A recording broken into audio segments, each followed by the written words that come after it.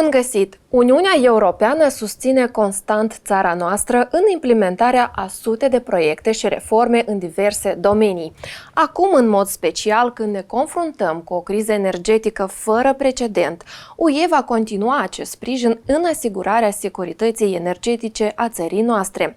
Discutăm acest subiect, dar și alte aspecte legate de asistența Uniunii Europene oferite Republicii Moldova cu Janis, Mazeiks, ambasadorul Uniunii Europene în țara noastră. Bună ziua și bine ați venit în platoul TV Nord. Bună ziua, bine ați găsit. Domnul Janis, sunteți în Republica Moldova deja de mai bine de un an, da? Și vreau să ne spuneți ce impresii vă lasă țara noastră, ce locuri minunate ați reușit în această perioadă să descoperiți.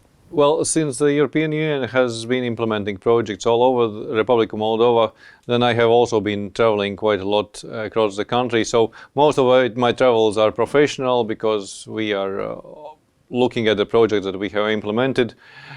Like today we have also met with several institutions where our projects have been implemented. And these projects in a variety of fields. They range from water and sanitation to energy efficiency to support to small and medium-sized enterprises to mass media. So the range is quite diverse. At the same time, of course, I have tried to travel also on my own to see the beauty of Republica Moldova. Să înțeleg că în acest an nu ați avut timp anume pentru călătorii private ca să gustați din renumitele plăcinte moldovenești. Well, to taste the Moldovan placintas, it doesn't take much. Even today we were at Falumzenia, we were opening the energy efficiency project in the local school, and even there, much to my surprise, I discovered even more sorts of placinta than before. So now I know that there's also placintas with walnuts. Mai sunt să descoperiți pe cele cu sfeclă de zahăr. No, this one I haven't tried. Trecând de la partea mai oficială, iar dumneavoastră ați menționat chiar din start, da, despre suportul Uniunii Europene țării noastre, este un proiect care Republica Moldova va beneficia și vorbim despre un grant în valoare de 15 milioane de euro care va veni prin intermediul Băncii Europene de Investiții. Acest grant va fi folosit anume pentru a sprijini eficiența energetică a clădirilor sociale din Republica Moldova. Vreau să ne spuneți mai multe despre aceste investiții și cât de utile vor fi ele țării noastre din poziția dumneavoastră. Well, energy efficiency has been a priority for the European Union delegation here for a number of years. That's why we are now finalizing some projects that have been already started some years ago. This is a new project, which is quite a big one. It is worth 94 million euros in total, out of which there will be the 15 million euro grant. Then there will be loans of 30 million both by European Investment Bank and by EBRD. And on top of that, there is a contribution worth 18 million from the Moldovan government. And this is to develop the energy efficiency of public buildings.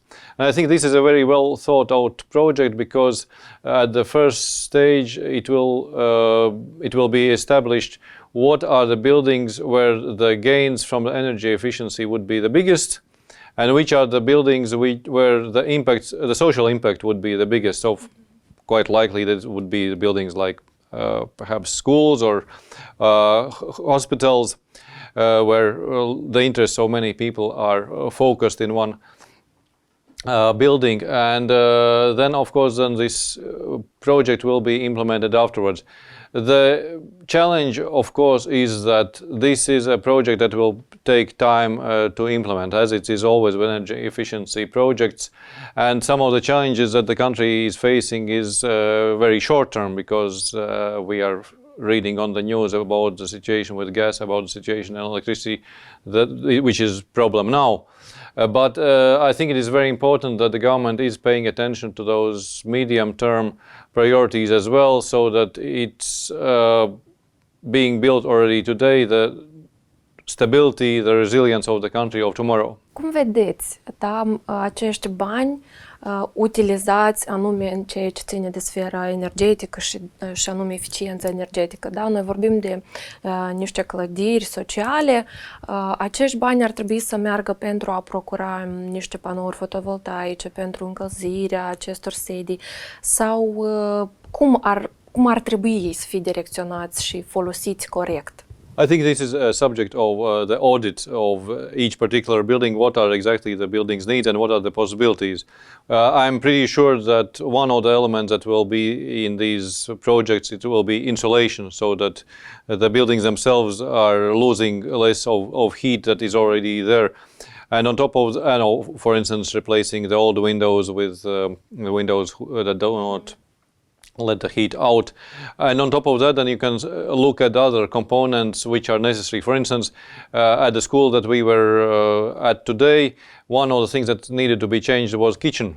Because, of course, there are different kinds of kitchen stoves and there's much more efficient ones now, and perhaps this is what was important for the school, but maybe it's not going to be important for some other facility. So, and similarly with solar panels, sometimes there is a space to install those and sometimes there's not. So I think there will not be one size fits all answer, but it will be each individual building evaluated on its own situation, what is exactly necessary and how much gains can be made. So most likely there will be a complex solution for each of those buildings, a combination of different technologies. Da, este important să le oferim fiecare instituții în parte posibilitatea să vină ei poate cu soluții viabile și vizibile, da, în același timp, pentru că fiecare bănuț să fie valorificat, iar drept efect, într-adevăr, să avem o eficiență energetică bună, da, și să o vedem în primul rând în facturile care vor veni. Quite often this is the case with our projects that, especially those projects that have local co-financing, this means that these local wishes can be met, meaning that not only that minimum that was foreseen by the European Union is done, which is of course not a minimum, but it's already most likely 90% of the project, but on top of these 90% there's still 10% more of something that is important for this particular municipality or this particular school, something that they wanted to do that perhaps is not related to energy efficiency, but to make the school more comfortable for the children, to use the example of the school. Vreau să trecem la un alt subiect și anume cel legat de susținerea Republicii Moldova în fluxul mare de refugiați. Ori de la începutul războiului, țara noastră a devenit primul punct, de fapt, de refugiu pentru ucraineni și recent a fost anunțat faptul că Banca de Dezvoltare a Consiliului Europei va acorda Republicii Moldova un grant în valoare de 900.000 de euro. Acești bani vor acoperi retroactiv serviciile medicale pe care le-a oferit țara noastră refugiaților. Ceea ce vreau să ne spuneți acum este modul în care UE, da, Uniunea Europeană, monitorizează acest flux al migraților în țara noastră și totodată cum vedeți corect direcționate fondurile în această perioadă și pe ce anume se pune accent? Well, the European Union indeed was engaged with Republica Moldova from the first days of the unjust, unprovoked aggression of the Russian Federation against Ukraine and the resulting refugee flow towards Republica Moldova, and we are collectively grateful to the citizens of Republica Moldova who have been so welcoming to the thousands of Ukrainian refugees that have been fleeing the war. And our support also has been there from day one, but it has of course also changed its focus gradually.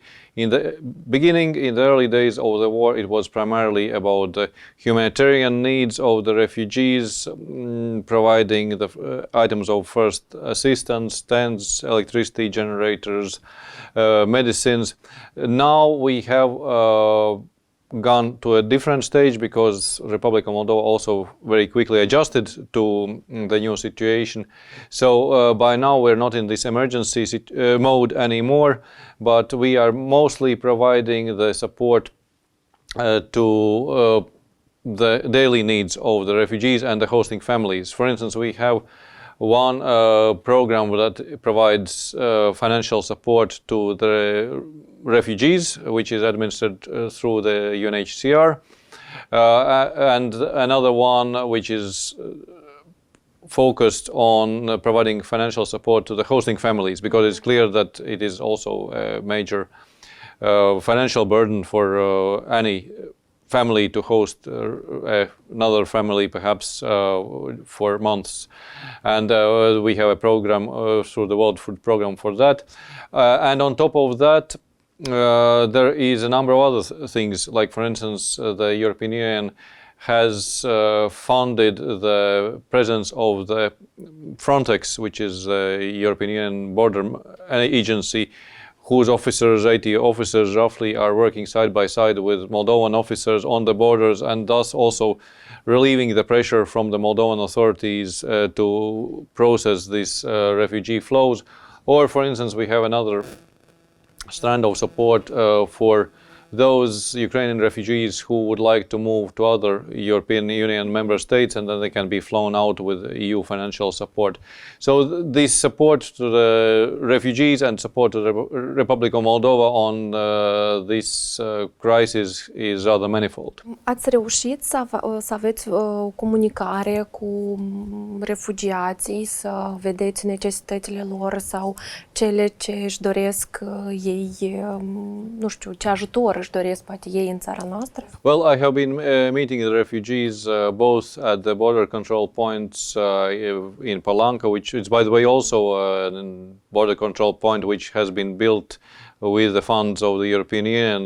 This is the first joint border control point between Ukraine and Moldova, and unfortunately in this crisis it was very useful that it was that way. And of course we have had rather many interactions with refugees also in the refugee centers, not least when the high visitors from the European Union are coming to Republica Moldova. Quite often, especially in the spring, they wanted to go to the refugee centers and meet the refugees.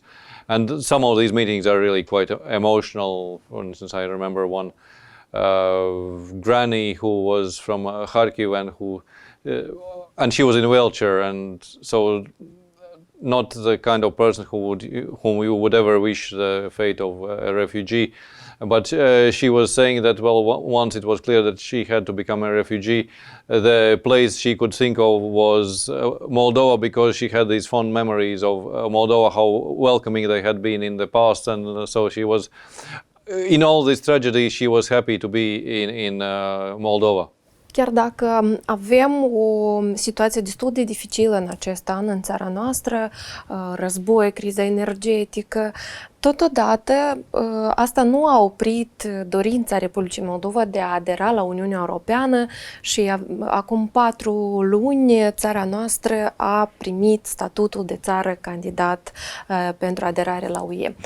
Vreau să ne spuneți dacă ați monitorizat, de fapt, pașii pe care i-a făcut în această direcție, în această perioadă scurtă, țara noastră, pentru ca să se apropie mai repede de ziua în care va fi, de fapt, țară europeană. Yes, indeed, I believe that this story of European integration has been one of the not so many bright spots in a very difficult year for the country, because this is something that I think nobody would have believed 1 year ago, that we would be discussing the development of Moldova not as a country that is cooperating with European Union, but a country that is planning to become a member of the European Union.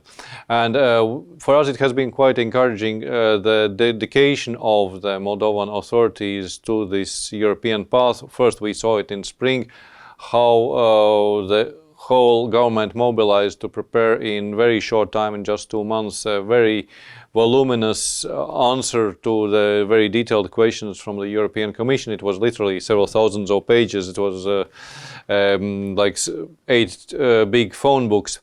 And also what the country has been doing after the candidate country status was granted, because the government has adopted an action plan how it is going to work on the 9 areas that have been highlighted by the European Commission that are necessary to have significant progress before the country can get to the negotiation stage. We have also seen that there have been allocated additional people to those ministries that will be engaged with European integration. So we see that the determination is clearly there. For us, it is very important that this is also a process that is merit-based, which also means that it is important not to rush things.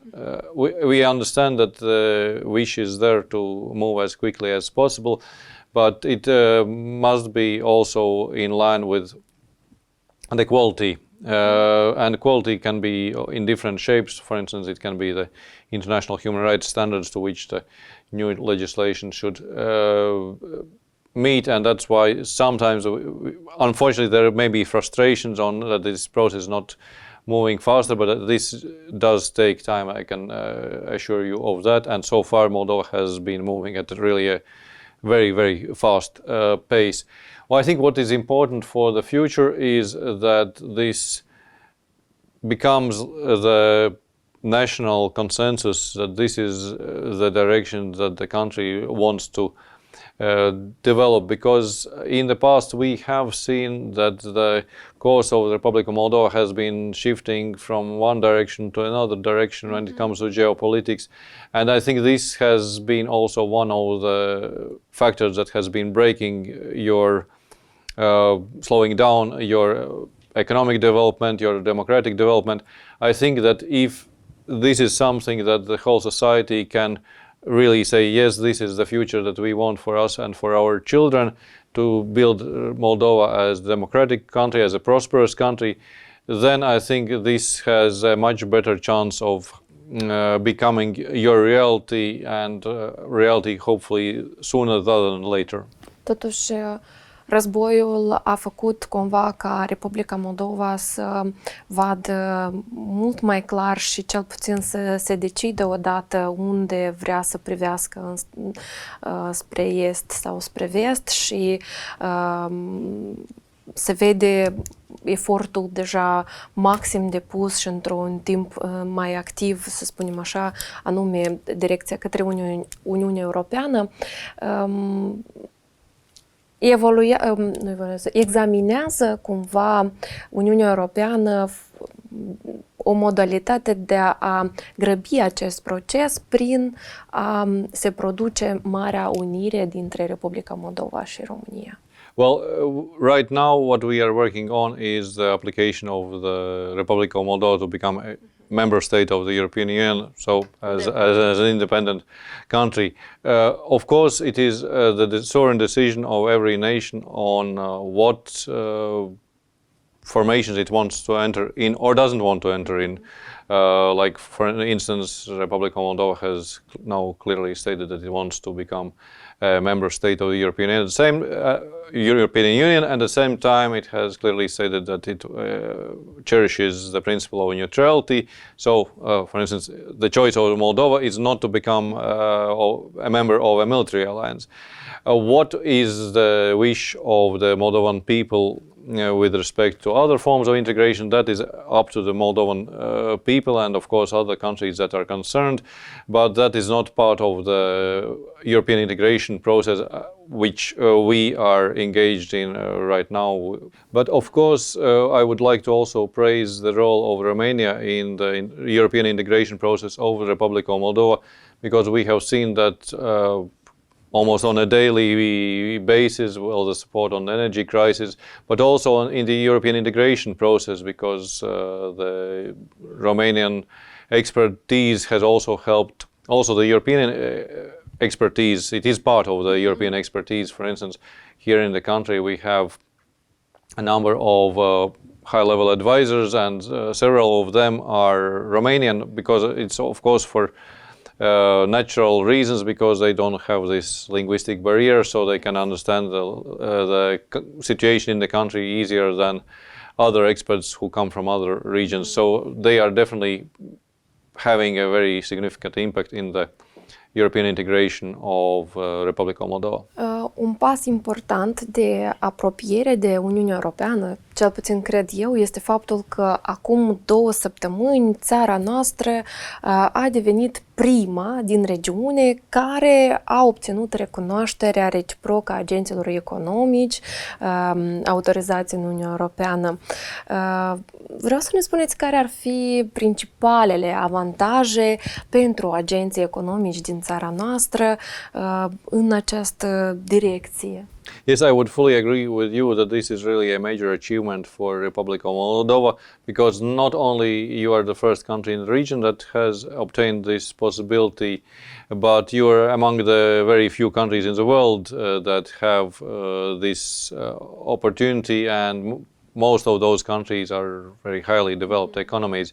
And I think this is one good indicator of how well the relations between the European Union and Republica Moldova are developing. So what this brings in practical terms? This means that those businesses that have obtained the status of authorized economic operator can spend much less time on the customs borders between Republica Moldova and European Union, which is very important for your exports, because let us recall that 2/3 of Moldovan exports are towards the European Union. And furthermore, contrary to some people believing that it's primarily agricultural, in fact the biggest export is technological, so it is, for instance, car parts. And for exports like these with high added value, it is also very important that these car parts arrive in Europe exactly when they're supposed to arrive.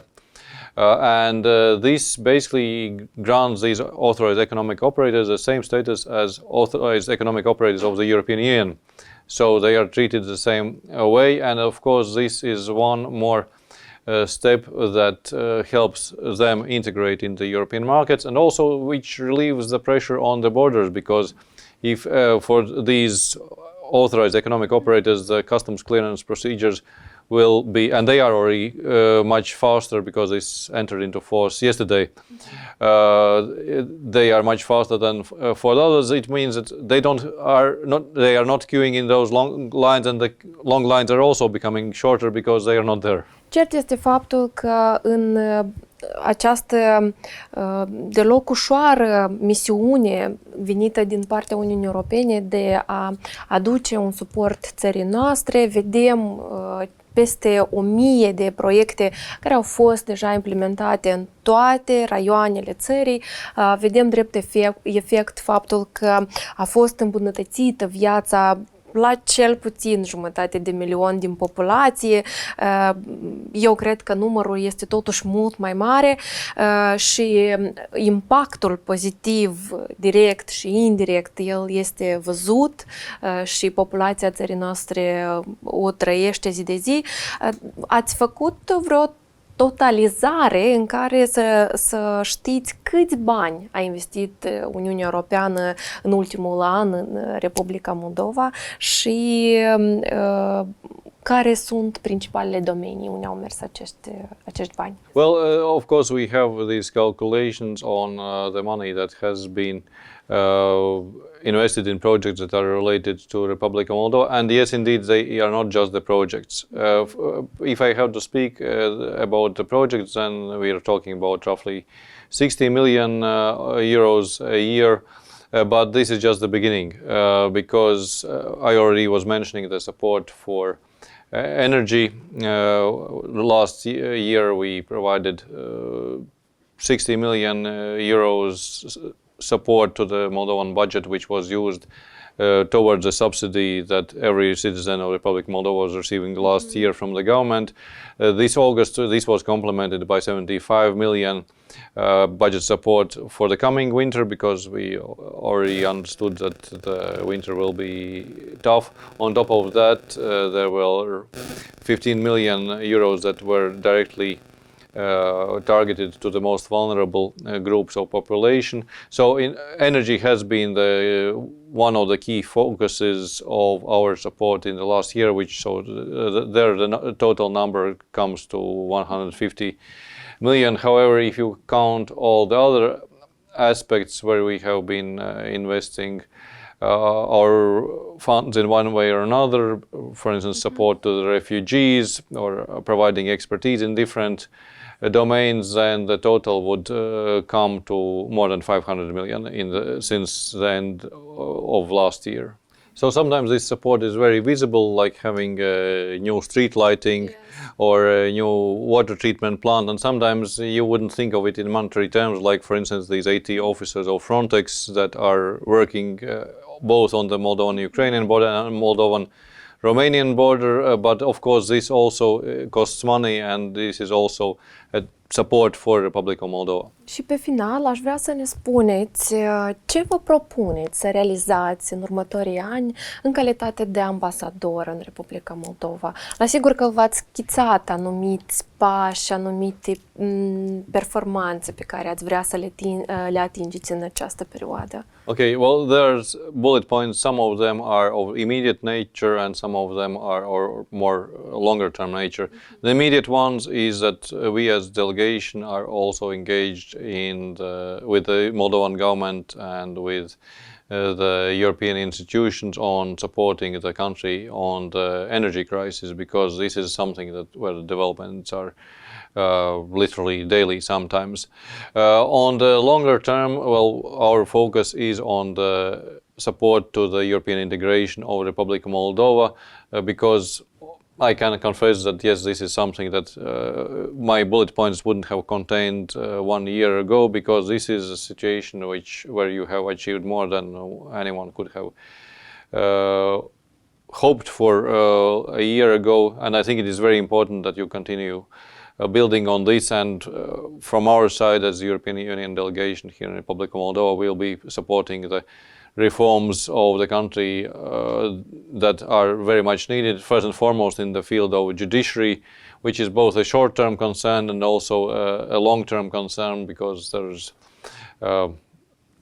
the cases of corruption that are still not moving forward. There are that are immediate. There's the need to clean up the judiciary from corruption that is undergoing process through the pre-vetting that we are supporting, but also it is important for the candidacy status of the Republic of Moldova, because judiciary and fight against corruption have been clearly some of the highlights among those 9 points where Republica Moldova needs to do more. So this will be also one of the key areas in the coming period. Eu vreau să vă mulțumesc pentru că v-ați rupt de la cele multe task-uri pe care aveți de le-a realizat astăzi în municipiul nostru și în genere în activitatea dumneavoastră deloc ușoară, cea de ambasador în Republica Moldova.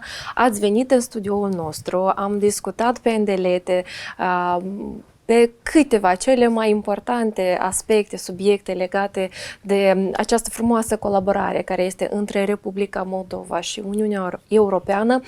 Vreau să vă doresc succes, putere, răbdare, să puteți duce această misiune, cum am mai spus, deloc ușoară până la capăt, și ori de câte ori sunteți în zona de nord a țării, vă așteptăm cu drag aici la noi în platoul TV Nord ca să vorbim și despre alte momente legate de activitatea dumneavoastră și despre succesul Republicii Moldova în această lungă cale de aderare la Uniunea Europeană.